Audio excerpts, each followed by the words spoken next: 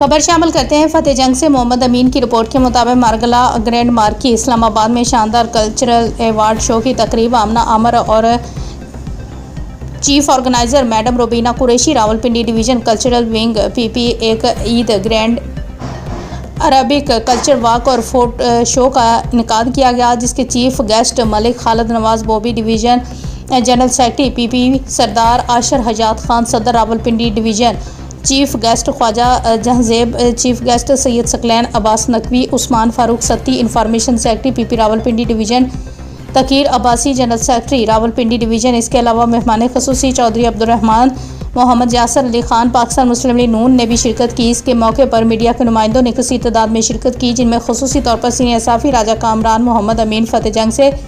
इस प्रोग्राम में TikToker, model, actors, international performer, singer Ali ज़ेब और वहीदा खान ने हीर रांझा के गाने पर परफॉर्म किया। कोरियोग्राफर और एक्टर्स की बहुत बड़ी तादाद ने शिरकत की। इस मौके पर मॉडल्स ने अरेबिक ड्रेस में वॉक की। इस अरेबिक ड्रेस में टिकटॉकर दुआ ने बहुत बेहतरीन परफॉर्म किया।